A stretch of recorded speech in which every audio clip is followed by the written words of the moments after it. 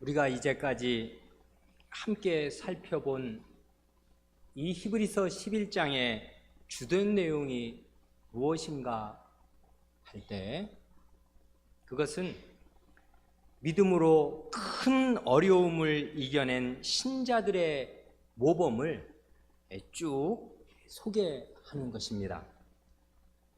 그걸 길게 소개하는 이유는 큰 고난과 시련 가운데 처한 이 히브리서의 1차 독자들, 그리고 오늘 우리들을 격려하고 그 마음에 힘을 주어 붙들어 주려는 것입니다.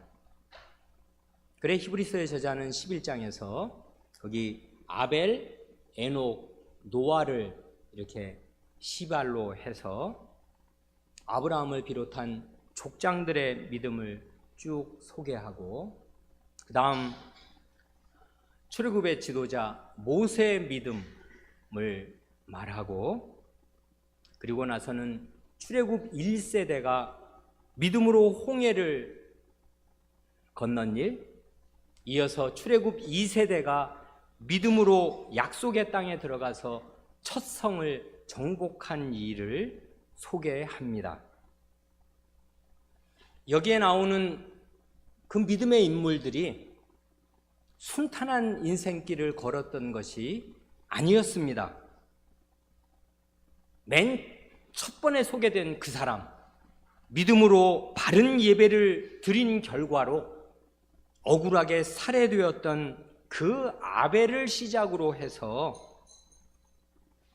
대부분 요 믿음의 인물들이 막막하고 두려운 인생길을 살았습니다. 그러나 그들에게는 공통적으로 살아계신 하나님을 믿는 믿음이 있었습니다.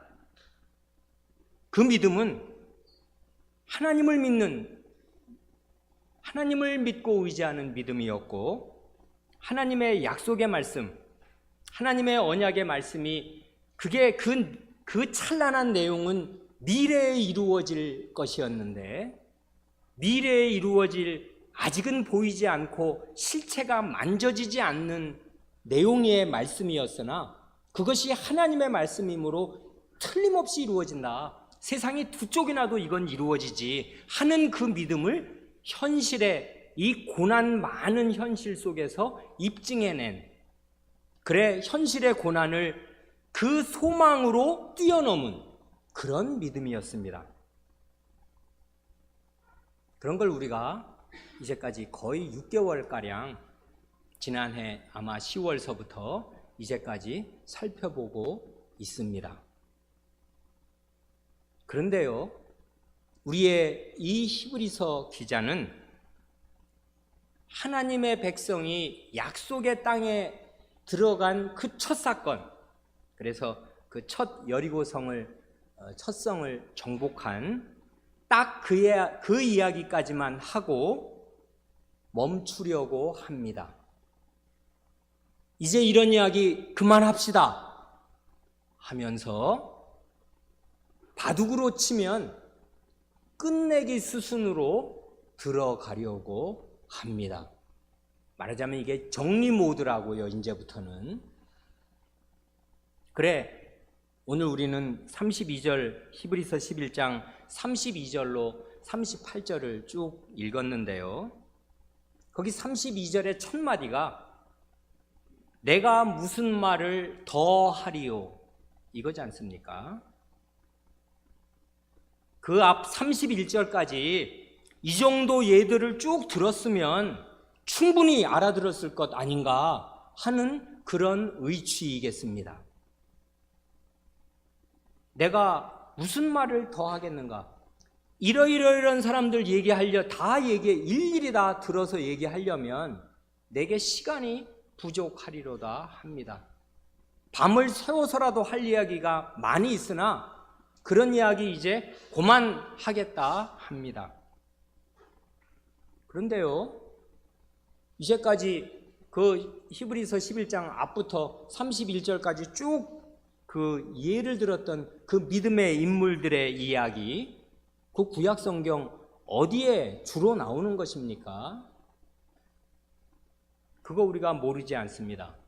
대부분 창세기에 나옵니다. 그렇지 않습니까? 아벨, 그 에녹, 노아, 아브라함 위시한 족장들, 그 창세기를 꽉 채우는 그런 얘기들을 대부분 이분은 그러니까 창세기를 주로 거의 다 우리의 이 모범된 인물들의 예를 창세기에서 가져옵니다. 그것만은 물론 아닙니다. 모세의 부모의 예는 주로 출애굽기 앞부분에 나오지 않습니까? 그 얘기를 합니다. 그리고 그 홍해를 건넌 일도 출애굽기 거기에 나옵니다. 앞부분에. 그리고 나서 물론 마지막에 가서 여호수아서의 앞부분, 그 여리고성 정복한 이야기, 거기까지만 이야기합니다. 그러니까 이분 우리의 믿음을 격려하고 마음에 힘을 주기 위해서 든 예들이라는 게 대부분 창세기, 출애굽기 앞부분 쬐끔, 그 다음에 여호수아서 한 부분, 딱 그 얘기를 하고 멈추려는 것입니다. 지금. 아니 근데 구약 성경이 그걸로 끝나는 것입니까? 여호수아 앞부분으로. 그 다음엔 뭐 있습니까? 사사기, 룻기, 그건 다 어디로 간 것입니까? 사무엘 상하, 열왕기 상하, 역대 상하에 나오는 그 빛나는 그 믿음들 다 어디 간 것입니까? 에스라, 느헤미야, 에스더 어디 있습니까? 우리가 요즘에 공들여 읽고 있는 그 욥기에 빛나는, 그 욥의 빛나는 믿음 어디 있습니까? 이사야, 에레미야, 에스겔, 다니엘, 호세야, 요엘, 아모스, 오바댜, 요나, 미가, 나움, 하박국, 저 학개스가랴, 말라기까지 그 빛나는 예언자들이, 그 예언자들의 예 어디 있습니까? 그런 얘기 다 일체하지 않습니다. 그러니까요. 그리고요, 앞에서 한 이야기들, 그것도 가만히 살펴보면, 우리가 그동안 시간을 들여서 공들여 살펴보느라고 살펴보았습니다마는, 그 인물들의 믿음을 얘기할 때도요, 그 인물의 많은 이야기 중에서 어느 하나만을 콕 집어서 그냥 이야기한 것일 뿐입니다. 요셉의 경우가 그렇지 않습니까? 요셉이 그 어린 나이에 총리가 되기까지 그가 믿음으로 걸었던 그 많은 이야기들이 넘칩니다마는, 그런 얘기 싹 다 빼버리고 이삭, 야곱, 요셉이 맨 마지막 임종의 자리에서 말했던 거, 그거 하나만을 갖다가 예로 드는 것 아니었습니까? 그러니까 이런 히브리서 저자가 11장에서 믿음의 예를 드는 이런 스타일, 이런 그 내용을 우리가 가만히 생각할 때, 이건 우리에게 뭘 가르쳐 주냐 하면요, 11장, 히브리서 11장에서 히브리서의 저자는 믿음에 관해서 우리가 구약 성경에서 배울 수 있는 무수히 많은 모범 사례 가운데 그저 극히 일부를 샘플로 하나씩 들어서 간단하게 우리 앞에 제시하는 것일 뿐입니다. 그러니까 어떻게 하라는 것입니까? 그러니까 그 나머지의 그 많은 예들은 우리가 우리의 눈으로 성경을 읽어가면서 스스로 채워 넣어야 하는 것입니다. 그러니 우리가 저녁 시간에 웨스트민스터 대의문답을 배우면서 대의문답의 선조들이 가르쳐 주는 것이 그 균형 아니에요. 강설 듣기와 성경 읽기의 균형 말이에요. 히브리서 저자는 지금 자기의 독자들에게 편지로 말하자면 강설을 지금 하는 거지 않습니까? 설교를 한단 말이에요. 지금 히브리서라는 설교를, 이게 11장을 쭉 읽으면 이게 얼마나 걸려요? 한두 시간 걸리겠습니까? 이런 설교를 지금 하는 것인데요, 이 설교에서 이 한 편의 설교로 믿음에 관한 모든 예들을 말할 수 없는 것입니다. 그저 극히 일부를 샘플로 들어 말할 뿐입니다. 그럼으로써 일종의 뼈대를 세워주는 것이에요. 집을 짓는 걸로 하자면 골조를 세워주는 것입니다. 지금 우리 여기 그 예배당 뒤에 지금 그 포스코 건설에서 짓는 아파트에 골조가 다 올라갔지 않습니까? 저러면 지금 바로 들어가서 사람이 살 수 있는 것입니까? 뼈다귀만 지금 골조만 세워졌습니다. 그러면 어떡하라는 것입니까? 그 안을 채워야 되는 것이에요. 뭘로요? 성경 읽기로 채워야 되는 것입니다. 성경 저자라도 모든 것을 이 한편의 설교로 믿음에 관해서 다 말할 재주가 없고 말하지도 않는 것입니다. 그러니까 모든 강설은 다 똑같은데요. 마찬가지인데요. 방향을 제시하면서 한두 가지 중요한 예를 드는 것입니다. 그래 뼈대를 설정해주고 골조를 지어주는 것이에요. 이렇게 생각해라. 이런 방향을 제시해주는 것입니다. 그러면 어떻게 해야 돼요? 회중은 그 설교를 들었지 않습니까? 그러면 주일이나 주중에 자기 눈으로 성경을 읽어가면서 피와 살을 채우는 것이고요.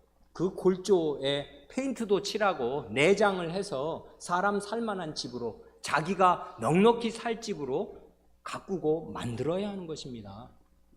그래, 우리 히브리서 11장이 믿음장이라고, 믿음에 관해서 정말 믿음으로 이렇게 해서 수십 개의 예를 쭉 제시합니다마는 이 예라는 게 이게 성경에 다인가, 그렇게 될래야 될 수가 없는 것이라는 거, 이건 조금만 생각해 보면 누구라도 아는 것입니다.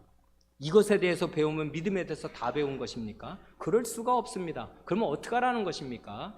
내가 무슨 말을 더하리요? 이 정도 얘기했으면 됐다 이것입니다. 나머지 것들 부지런히 채워서 넣어야 되는 것이에요. 그리고 우리가 성경을 부지런히 목사와 함께 읽고 있습니다. 여기에 동참하시기를 바라고 부지런히 읽으시기 바랍니다. 이게 자기 눈으로 읽지 않으면 백약이 무효입니다. 이런 강설, 히브리서의 강설을 들어봐야 큰 소용 없다고요. 왜 여호수아 앞까지만 읽으면 믿음에 대해서 다 배울 수가 있는 것이겠습니까? 어림없잖아요. 그러니까 부지런히 하나님의 말씀으로 이 살과 피를 채워 나가시기를 바랍니다. 그래야 정말 여러분의 믿음이 여러분의 인생을 이끌어 주게 될 것입니다. 32절의 내용은 이렇습니다.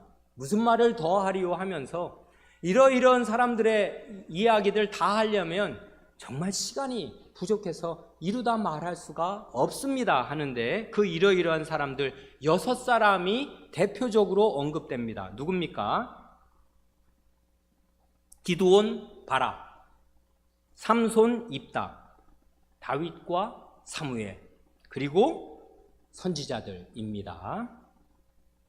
6명이 나오는데 앞에 나오는 4명은 이름만 척 들어도 우리가 아는 사사고요. 그리고 희한하게 왕으로서는 믿음을 가지고 살았던, 믿음을 발휘했던 왕들 여호사밧, 아사, 히스기야 줄줄이 있지 않습니까? 그런데 그런 왕들은 일체로 언급하지 않고 유일하게 왕 중에서는 다윗 한 사람을 언급합니다. 그리고 선지자들이라고 말하면서 선지자들의 효시라고 할 만한 그 사무엘 예언자로서는 유일하게 그 이름 석자를 여기에 딱 언급합니다. 근데 이분은 지금 마음이 급한 것 같습니다. 히브리서 저자 말이에요. 성경에 나오는 순서대로 이분들의 이름을 열거하는 것 아닙니다. 성경에 나오는 순서대로 우리가 잘 따져서 말한다면 여기 지금 6사람이니까 둘둘씩 짝을 지으면 1, 2, 3, 4, 5, 6 이렇게 번호 지을 수 있지 않습니까? 그 정확한 순서는 어떻게 되냐면 1, 2번, 3, 4번, 5, 6번 둘씩 짝 지어놓고 그 1, 2번 순서를 바꾸고 3, 4번 순서 바꾸고 5, 6번 순서 바꾸면 그게 성경에 기록된 정확한 그 역사적인 순서가 될 것입니다. 말하자면 바락, 기드온, 그 다음이 입다, 삼손, 그리고 이제 사무엘과 다윗, 이렇게 하면 순서가 정확할 것인데 희한하게 둘둘 짝짓는 것에 앞뒤를 바꾸어서 순서 없이 적당하게 사사는 당연히 순서가 앞이니까 앞에 넣으면서도 순서를 이렇게 제각각 제시합니다. 그러니까 지금 히브리서 저자는 역사의 시순대로 차서 있게 열거하려는 의도나 그런 뜻이 없습니다. 그런데요, 여기 나오는 사람들, 기드온, 바락, 삼손, 입다, 다윗, 사무엘 쭉 읽으면 이 사람들 지금 공통점이 뭡니까? 하나같이 이분들은 대단히 어려운 시대 상황 속에서 그야말로 믿음으로 고군분투하면서 난국을 돌파하지 않을 수 없었던 그 사람들입니다. 바락은 누굽니까? 성경 잘 안 읽는 사람들은 바락 누군지도 잘 모르면 그 사람은 초신자거나 유치원생이 아니라면 큰일입니다. 성경을 안 읽은 거지 않습니까? 바락 누굽니까? 어느 시대 사람이에요? 이 사사기 앞부분에 나오는 사람 아니에요? 이 사람 드보라, 여예언자 드보라 시대에 살았던 사람입니다. 여예언자가 나와서 전쟁을 진두지휘한다는 뜻이 뭐겠습니까? 이스라엘 남자들 다 죽어 없어진 것과 같은 시대입니다. 암흑 같은 시대입니다. 그렇지 않습니까? 그래 하나님께서 하나님 백성이라고는 이제 여성을 들어서 쓰실 수밖에 없게 된 시대입니다. 그러니 캄캄한 시대입니다. 이 시대가 사사 초기인데 벌써 그렇게 되었습니다. 여예언자가 활동하고 그 사람의 지시를 받아서 전쟁을 수행하지 않을 수 없는 시대, 이런 어려운 시대였습니다. 그래 바락도 처음에는 믿음이 부족해서 이 드보라 여예언자와 함께 가지 않으면 내가 싸우러 안 나가겠다고 그랬던 사람 아니에요. 남자들은 다 죽은 시대, 그런 시대에 이 사람 살았습니다. 대단히 어려운 시대였습니다. 이 사람이 마주대했던 현실은 가나안 왕의 철병거 900대였습니다. 이스라엘 나라에는 철병거 한 대도 없습니다. 여러분, 기계와 부대를 상대하는 보병의 두려움을 아십니까? 탱크를 맨몸으로 상대해야 되는 이 소대들, 중대들의 두려움을 아십니까? 탱크가 900대가 오면 어떻게 되는 거예요? 싸울 엄두가 안 나는 것입니다. 가나안 왕이 철병거 900대를 가지고 이스라엘을 꽉 누르고 있었습니다.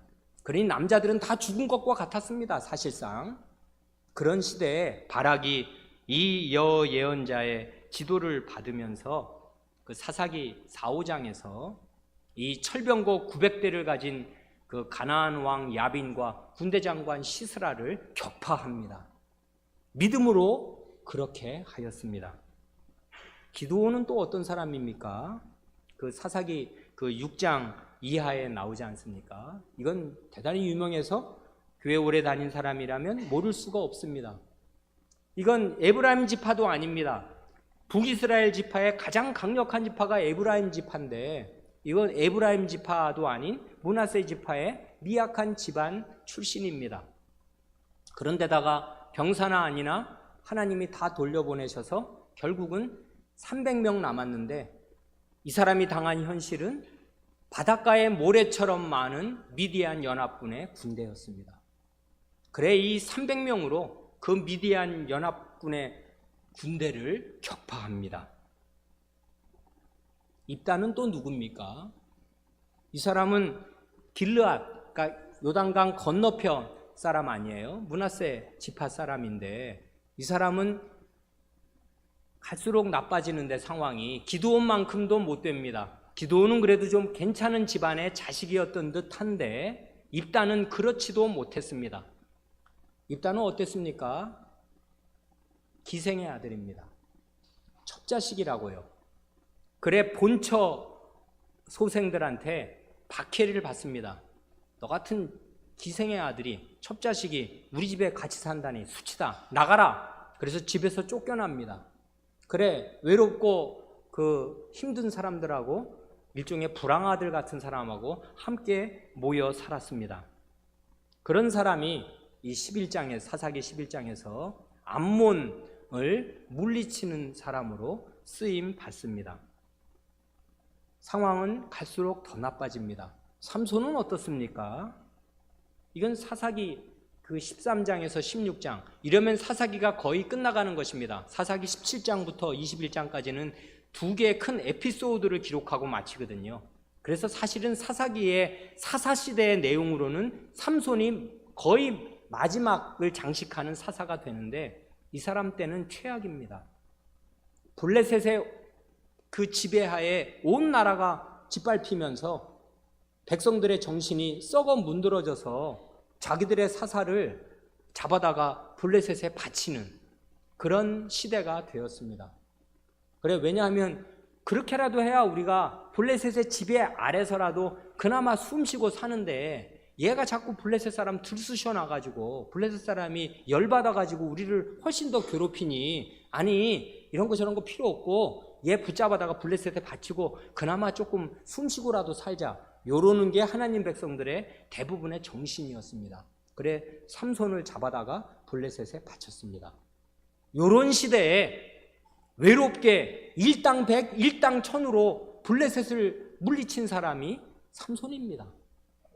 그래 여기 나온 사람들 바락, 기드온, 입다, 삼손, 요 시순대로 쭉 생각하면 정말 점점 시대가 어둡고 점점 하나님 백성답게 산다는 거 어려운 가운데 믿음으로 거대한, 도대체 이걸 이기려야 이길 수가 없는 거대한 압도적인 그 어둠의 현실을 믿음으로 격파하지 않을 수 없었던, 고군분투했던 전사들이 이렇게 쭉 하나씩 열거되는 것 같습니다.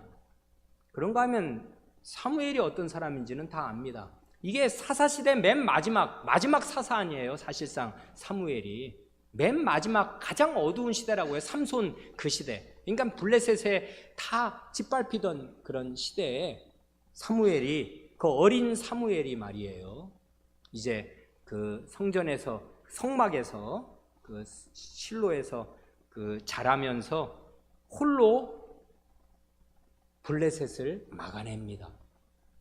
그 사무엘의 영적인 아들인 다윗이 바로 그런 사람입니다. 다윗 시대를 보면 나중에는 찬란해지지만 그가 왕으로서의 그 권력을 굳히기 전에 그가 싸워야 했던 시대가 얼마나 어두웠습니까? 이스라엘 정규군 질이 멸렬해졌습니다. 블레셋 골리앗 앞에 한 사람도 숨 쉬고 그 앞에서 일어서는 사람, 정규군 가운데 한 사람도 없었습니다. 이 사람은 군대 갈 나이도 아니었습니다. 말하자면 20살 이하였습니다. 그러니까 20살 이상 된 이스라엘 남자들 블레셋 앞에 다 죽었습니다. 그런 형국에서 이 사람 홀로 나아가 싸울 수밖에 없었습니다. 우리 어린 사람들은 그게 대단히 즐겁고 다윗과 골리앗 해가면서 야 멋지다, 그 재미있는 이야기겠지만 시대 상황을 생각해 보세요. 하나님 나라 이렇게 된 것입니다. 대단히 어려워졌습니다. 그 어린 사람, 20살도 안 된 사람이 이스라엘 정규군을 대신해서 홀로 싸워야 되는, 그 모든 짐이 그 어린 사람의 어깨 위에 얹어지는 이런 비정상적인 시대, 캄캄한 시대, 희망이라고는 안 보이는 그런 시대에 믿음으로 그 난국을 돌파하는 데 쓰임받은 사람들이었습니다. 그래 이 사람들이요, 그 다음에 그 이후에 온 그 사무엘을 그 필두로 한 그 선지자들, 그 사람들이 다 점점점 질이 멸렬해지는 이 백성들 가운데 믿음으로 살았습니다. 그래 그런 사람들을 그냥 딱 이름만 턱턱턱턱 언급해 가면서 우리들의 그동안 읽어온 하나님의 말씀으로 이 사람들이 어떻게 믿음으로 그 고난을 견뎠는가, 그리고 그 고난으로 가득한 그 시대를 이겨냈는가 하는 것을 이제 생각나게 하지만, 히브리서의 저자는 저처럼 이런 설명도 하지 않습니다. 딱 이름 두자 석자로 지나갑니다. 그 다음은 그야말로 구약의 남은 부분을 요약해서 간단한 한마디 말들로 쭉쭉쭉 언급하면서 지나갑니다. 여기서부터는 그동안 우리가 목사와 함께 3년 동안 성경을 읽느라고 읽었는데 뭐 한 번 글이 읽는다고 읽은 성경 다 기억되면 그게 천재지, 그게 우리가 지금 평범한 사람들이겠습니까? 다 기억나지도 않겠지만, 그러나 우리가 뭐 3년 전부터 성경을 처음 읽은 것만도 아니고 그동안 성경 배우신 것도 많고 읽으신 것도 있을 테니까 우리의 성경 실력을 최대한 발휘해서 이분이 척척척 말하고 지나가는 내용들의 내용을 풍성하게 우리 기억으로 채우면 좋을 것입니다. 그래, 거기 33절부터 35절 상반절을 쭉 읽을 텐데 여러분의 마음에 어떤 많은 이야기들이 샘솟듯이 떠오르는지 한번 시험해 보십시오. 이게 성경 실력의 가장 좋은, 말하자면은 시험대입니다. 33절부터 35절 상반절입니다. 저희가 믿음으로 나라들을 이기기도 하며 의를 행하기도 하며 약속을 받기도 하며 사자들의 입을 막기도 하며 불의 세력을 멸하기도 하며 칼날을 피하기도 하며 연약한 가운데서 강하게 되기도 하며 전쟁에 용맹되어 이방 사람들의 진을 물리치기도 하며 35절 상반절 여자들은 자기의 죽은 자를 부활로 받기도 하며. 어떻습니까? 한마디 한마디 읽을 때마다 이야기들이 그냥 주마등처럼 머리를 쭉 스치고 지나가면서 이 마음에 풍성한 그 스토리가, 풍성한 예들이 쭉 떠오릅니까? 그러시면 참 좋겠습니다. 그렇게 되기를 바랍니다. 우리가 성경을 부지런히 읽어가면서 앞으로는 나중에 우리가 히브리서 11장을 읽게 될 때는 이런 이야기들이 우리의 마음속에 더 풍성해지기를 바랍니다. 믿음으로 나라들을 이기기도 한답니다. 믿음으로 나라를 이긴 그 예들 많습니다. 아브라함 시대부터 줄줄이 있지 않습니까? 그돌라오멜 그 동맹군, 저기 메소포타미아 지역에서부터 이 수천 킬로 떨어진 곳을 원정 지배하면서 늘 조공을 받았던 강력한 세력을 가진 그런 동방 원정군을, 그 나라들을 이 자기서 집에서 길린 뭐 몇 명 안 되는 사람들과 거기 가나안 그 마므레 형제들과의 동맹군을 조직해 가지고 격파하지 않습니까? 그리고 포로로 잡혔던 사람들, 물건들 다 빼내서 옵니다. 그건 믿음으로 한 일이 아니라면 그게 뭐겠습니까? 그 하나님 나라 시초서부터 아브라함 때부터 믿음으로 나라들을 이기기도 합니다. 국가적으로는 이게 우리가 지난 시간에 본 대로 바산 왕 옥, 아모리 왕 시온, 이 가나안 땅에 들어가기도 전에 그 길르앗 땅 말이에요. 요단강 지도상으로 보면 오른편에 있는 그 므낫세 반지파, 그 루벤 갓 므낫세 반지파가 차지했던 그 땅을, 그 비옥한 땅인데요, 그 땅을 차지하고 있던 바산 왕 옥, 아모리 왕 시온을, 그 나라들을 물리칩니다. 그래서 그 땅을 다 차지한다고요. 이걸 시발로 해서 이제 여호수아와 사사 시대에는 결국 그 나라들을 이렇게 하나하나 정복해가는 것 아닙니까? 그러다가 다윗 때에 절정에 이르러서 그야말로 저기 하수 메소포타미아 강부터 그 애굽 나일강까지의 그 넓은 판도에 있는 여러 나라들을 믿음으로 다 정복하고 조공을 받는, 다 진압하고 다스리는 그런 위치에 있게 되었습니다. 이런 일들을 그냥 이 한마디로 언급하고 지나갑니다. 그 다음 의를 행하기도 하며 합니다. 이건 좀 해석을 하면 좋은 말인데요, 공의를 시행하며 하는 말로 하면 좋습니다. 공의로 다스리며 라는 말로 번역해도 좋을 것입니다. 개인 차원에서 의롭게 산다, 이런 말을 배제하는 게 아니겠습니다만은 이 말로 원래 뜻하려는 것은 그런 것입니다. 원래 동사의 뜻이 공의를 국가적으로, 집화적으로 시행하는 것을 말합니다. 믿음으로요. 이런 예가 거기 아까 그 앞절에서 그 32절에서 언급한 거기 다윗과 사무엘이지 않습니까? 사무엘과 다윗에게 아주 현저하게 나타납니다. 사무엘이 참 의를 시행한 사사였습니다. 마지막 사사로서 정말 빛나는 사사였습니다. 그가 그 인생의 말년에 자기 백성을 자기가 이제 은퇴할 때쯤 말이에요. 자기는 자기 필요 없고 자기 아들들이 그 아버지 닮지 못해서 불초소생들이라 뇌물을 받고 판결을 굽게 하면서 백성들에게 원성과 지탄의 대상이 되니까 왕을 뽑아달랍니다. 그러면서 이 백성을 상대할 때 이 노년의 사무엘이 이렇게 말합니다. 거기 사무엘상 12장 3절을 보면 이 사람이 어떻게 믿음으로 공의를 시행했나 하는 사실을 질문의 형식으로 백성에게 묻습니다. 이렇게 묻습니다. 내가 여기 있나니, 이건 사무엘의 말이죠. 내가 여기 있나니 여호와 앞과 그 기름 부음을 받은 자 앞에서 내게 대하여 증거하라. 여호와와 기름 부음 받은 왕 앞에서 나에 대해서 한번 말해봐라. 그 다음부터는 다 질문입니다. 내가 네 소를 취하였느냐? 네 나귀를 취하였느냐? 누구를 속였느냐? 누구를 압제하였느냐? 내 눈을 흐르게 하는 뇌물을 네 손에서 취하였느냐? 그리하였으면 내가 그것을 너희에게 갚으리라 합니다. 이게 사사로서 말하자면 일생 동사한 사무엘의 마지막 말하자면 백성들을 향한 말입니다. 내가 여러분의 재물을 부당하게 취한 일이 있습니까? 여러분 속인 일이 있습니까? 여러분 압제한 일이 있습니까? 혹시 뇌물을 받은 일이 있습니까? 그러면 내가 다 갚겠습니다 하니까 백성들이 아니요, 그럴 리가요.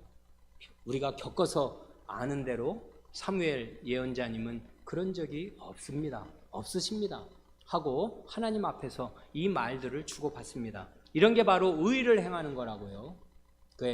의롭게 나라를 다스린 것입니다. 이거 쉬운 일이 아닙니다.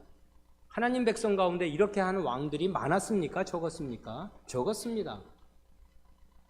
의를 행하는 일, 믿음이 있어야 한다고요. 믿음이 있어야 의로 나라를 다스릴 수가 있는데 다윗이 100점으로 한 것은 아닙니다만은 다윗 때문에 많은 사람이 죽어나간 일도 있고 그가 크게 실수한 일들, 불의한 일을 자행한 그런 일이 없지 않았습니다만은 대체로 볼 때 다윗은 후대까지 찬탄에 맞지 않고 존경에 맞지 않는 의를 행한 사람이었습니다.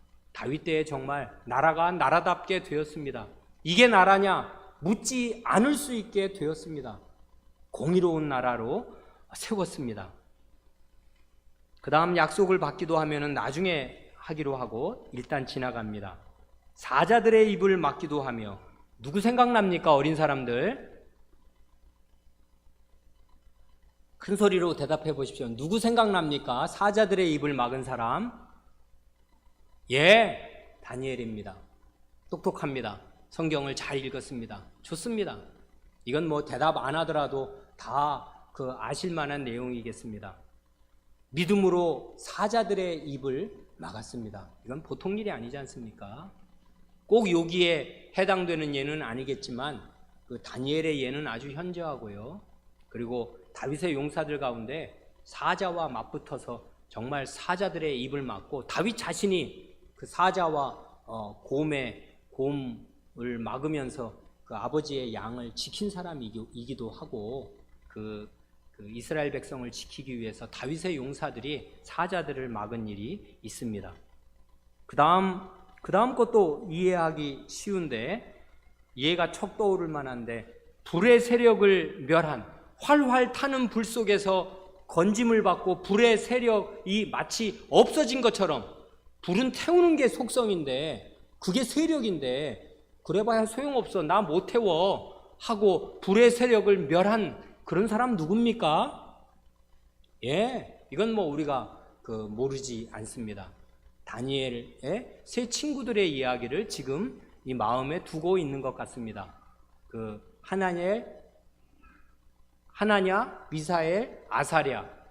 이게 원래 그 사람들의 본명이지 않습니까? 이걸 나중에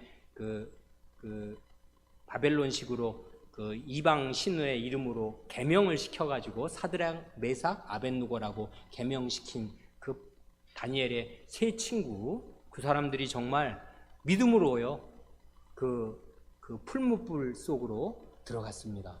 그래서 실제로 그 사람을 풀무불에 평소보다 7배나 더 뜨겁게 해라. 아니, 나 느부갓네살은 진짜 말하면 공중에 나는 새도 떨어뜨리는 이게 정말 하늘 아래의 최고의 권세인데 내 말을 안 듣고 저 상에다가 절을 안 해?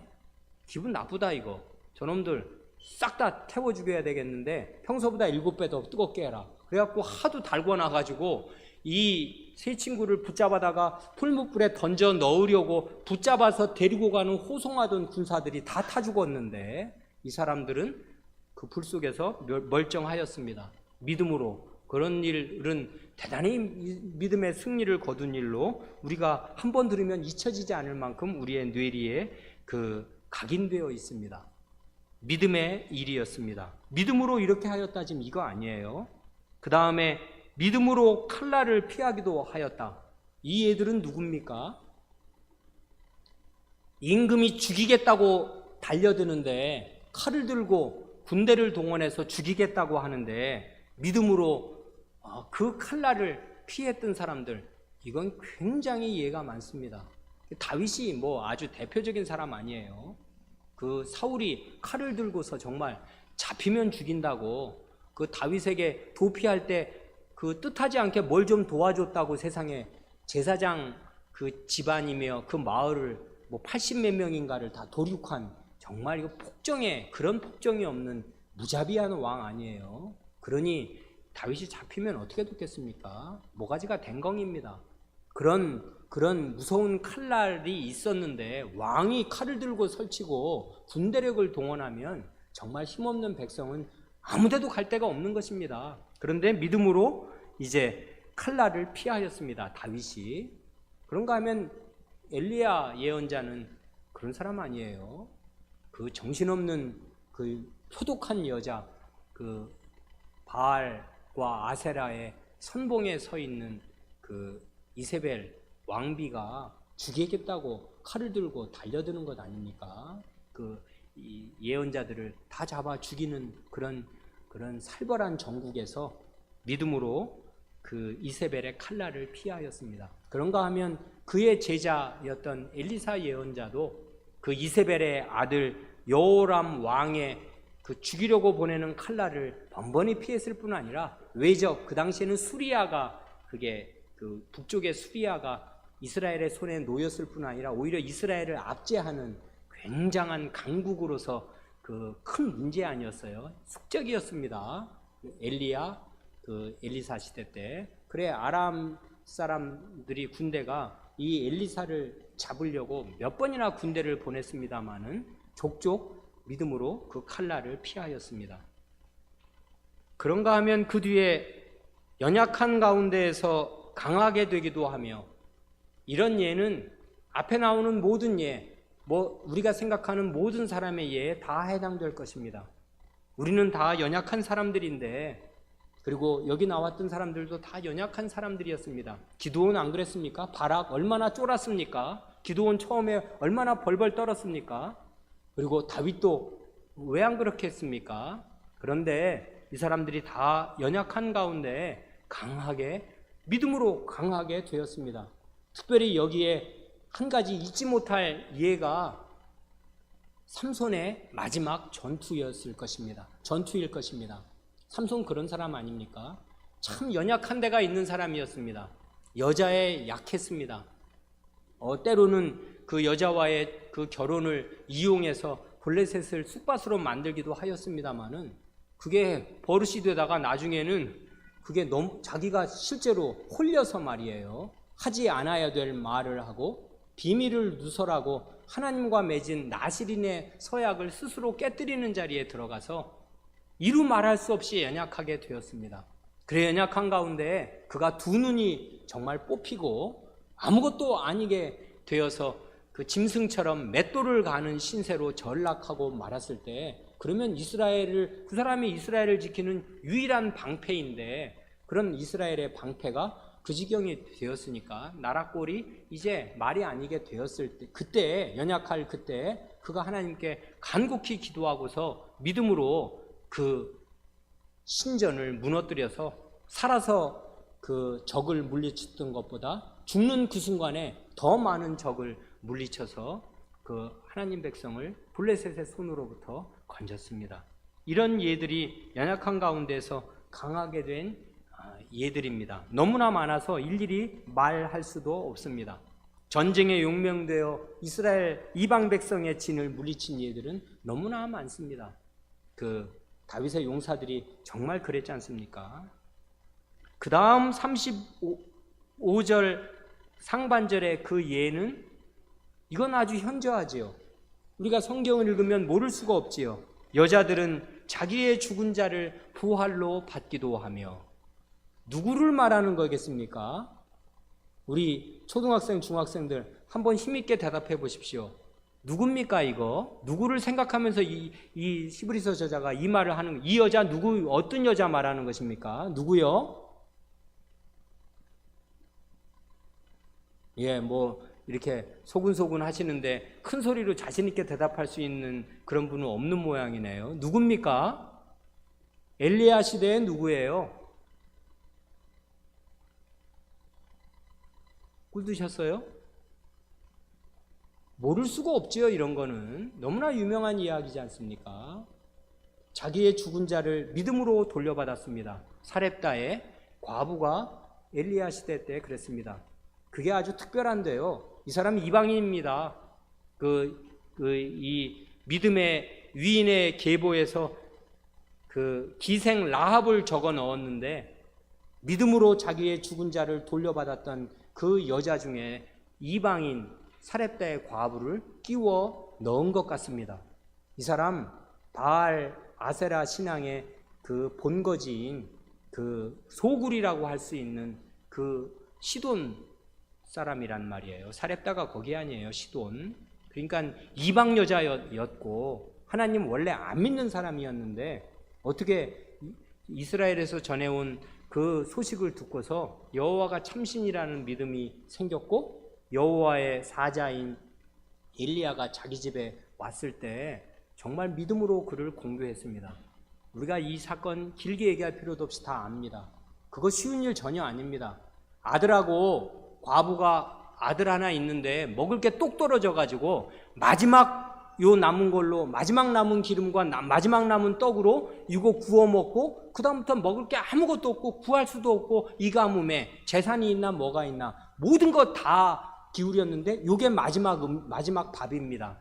요 한 끼 먹고 우리 모자는 죽겠습니다. 아니 근데 그걸 나한테 먼저 달라는 거예요. 하나님의 예언자가. 아니 이런 염치 없는 사람 어디 있습니까? 그게 뭐라고, 그 마지막 모자가 먹고 죽을 음식을 자기 먼저 다 주고 그리고 나서 너 먹으라는 것입니다. 먹을 게 있겠다는 것입니다. 그런 말을 들었을 때 이걸 믿었습니다. 믿고 자기의 마지막 남은 그 아들과 먹고 죽을 그 음식을 예언자 먼저 먹으라고, 드시라고 바쳤단 말이에요. 그랬더니 정말 그 집에 가뭄이 끝나는 날까지 먹을 게 떨어지지 않게 하나님께서 하여 주셨습니다. 믿음의 결실을 보았는데 그러니 아들이 죽어버렸네. 그러니까 더 큰일 난 거지 않습니까? 아니 이러려고 우리 집에 오셨습니까? 해서 결국 그 아들 돌려받게 되었습니다. 이런 일을 이 여성들이 믿음으로 겪었습니다. 그런 똑같은 희한한 일이 그 제자 엘리사 예언자 시대에도 있었지 않습니까? 이번에는 누굽니까? 수넴 여성입니다. 이 사람은 사렙다의 과부와 상당히 사회 경제적인 지위가 다르지 않습니까? 부자였습니다. 부자인데 가난하든지 부자든지 하나님의 이 종을 대하는 태도가 남달랐습니다. 부자면 부자인 대로, 가난하면 가난한 대로 자기의 최선을 다했습니다. 이 가난한 과부도 자기의 전부를 드린 것과 같고, 이 부자의 아내였던 이 수넴 여인도 이 엘리사 예언자를 위해서 아주 마음을 주밀하게 썼습니다. 그런데 그 아들이 죽었고 엘리사의 그 도움으로 다시 돌려받았습니다. 여기까지는 이게 33절부터 35절까지가 우리가 읽으면 마음에 힘이 되고 빛나는 좋은 예 아닙니까? 그런데 그 뒤가 진짜입니다.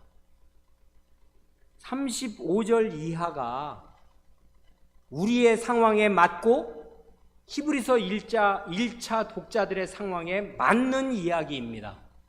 그 다음부터는 어려움이 해결되지 않습니다. 믿음을 가지고 있는데 어려움이 여전합니다.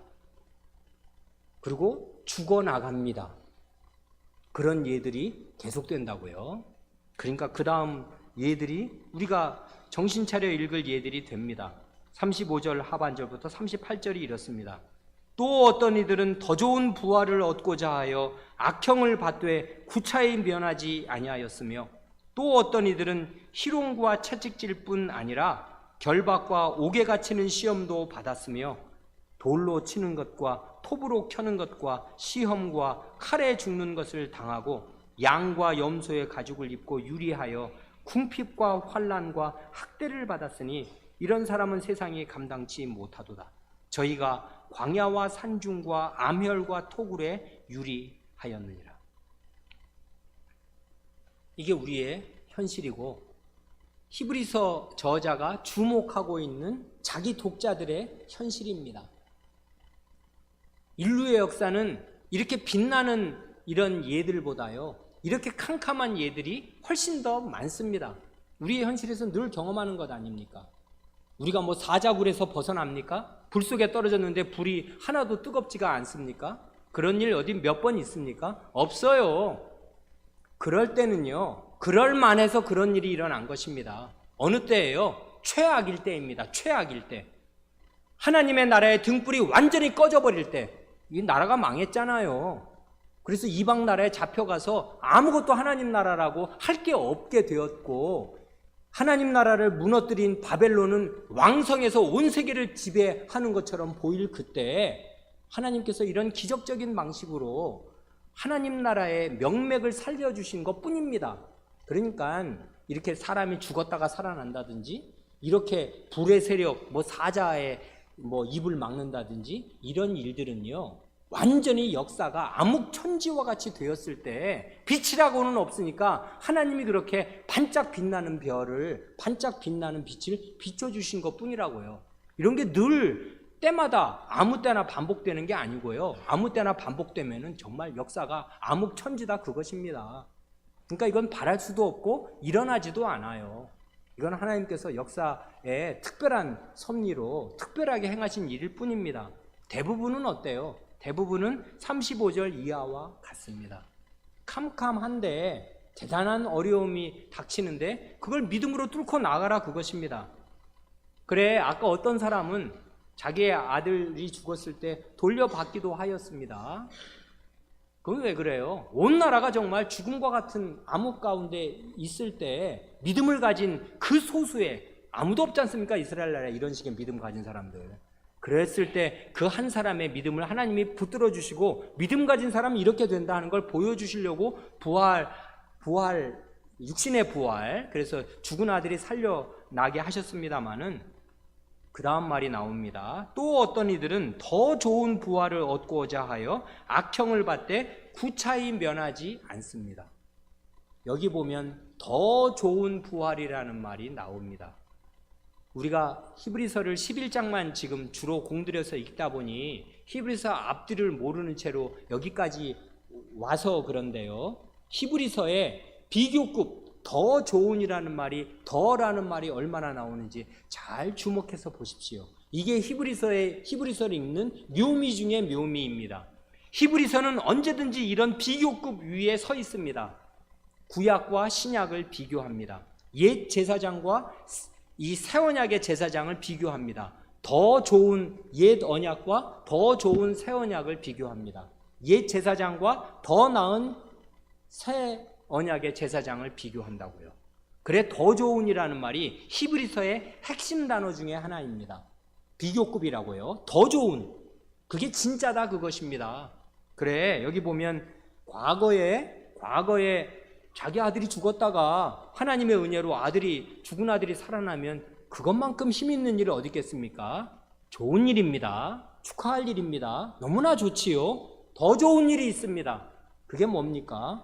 더 좋은 부활이 옵니다. 이게 하나님의 약속의 핵심이라고요. 더 좋은 부활 주시겠다는 거. 그래, 그 더 좋은 부활 이미 내게 확정되었습니다.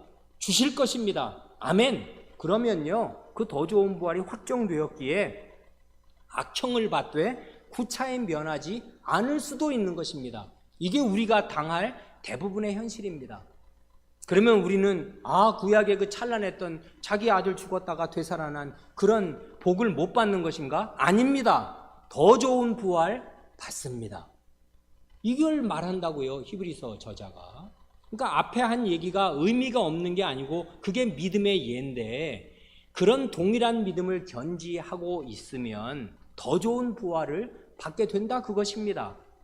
우리는 다 이런 더 좋은 부활의 약속을 내장하고 있는 사람들입니다. 그러니 이 믿음을 놓치지 말고 믿음을 가지고 살아야 마땅합니다.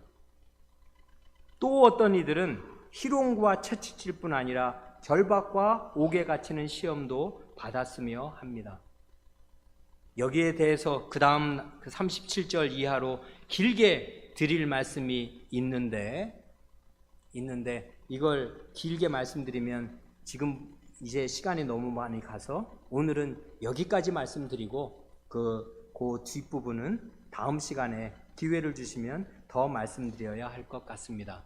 우리는 이런 더 좋은 부활을 이미 확약받은 사람들입니다. 그것은 미래의 일입니다. 그러나 우리의 현실은 어둡습니다. 많은 경우에 캄캄합니다. 고통 옵니다. 고난 겪습니다. 인생 평탄하지 않습니다. 꽃밭길 아닙니다. 그러나 이런 더 좋은 부활의 약속을 마음에 딱 견지하면 이런 현실의 고난을 능히 뚫고 나갈 수 있게 됩니다. 그러면 믿음의 반열에 서게 됩니다. 기도드리겠습니다.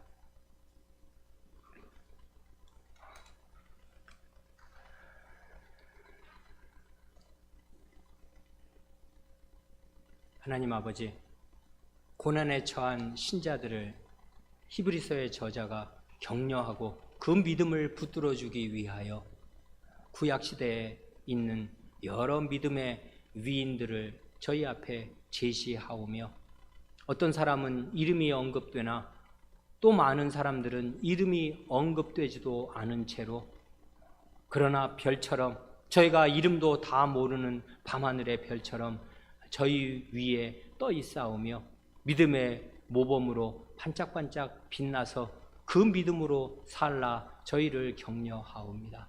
주님, 저희에게 예수 그리스도를 믿는 보배로운 믿음을 주셨사오니 저희가 마음에 이 믿음을 견지할 수 있게 하여 주시옵소서. 주님, 저희의 현실이 참으로 어렵사옵니다. 경제적인 고난도 어렵사오며 육체적인 질병도 어렵사옵고 마음에 여러 가지로 힘든 일이 많아서 지치고 쓰러지며 다 포기하고 싶을 때가 많이 있사옵니다. 주님, 이러한 저희를 붙들어 주시고 저희의 약한 믿음을 견고하게 하여 주시옵소서. 저희의 믿음의 선조들이 쉬운 인생을 살았던 사람들이 아니요, 다 어렵고 험난한 인생길을 걸으며 막막하고 두려운 인생길을 걸을 때에 주님께서 주신 말씀이 있어서 그 말씀과 그 말씀이 약속하는 빛나는 소망을 붙들고서 믿음으로 현실의 고난을 뛰어넘었사오니 저희도 같은 믿음으로 저희 앞에 닥친 어려움을 뛰어넘을 수 있게 하여 주시옵소서. 그래야 저희가 다 믿음을 가진 사람들로 나타나게 하시고 서로 사랑과 믿음을 격려하여 믿음의 공동체로 우뚝 설 수 있게 하여 주시옵소서. 우리 구주 예수님의 이름으로 기도하옵니다. 아멘.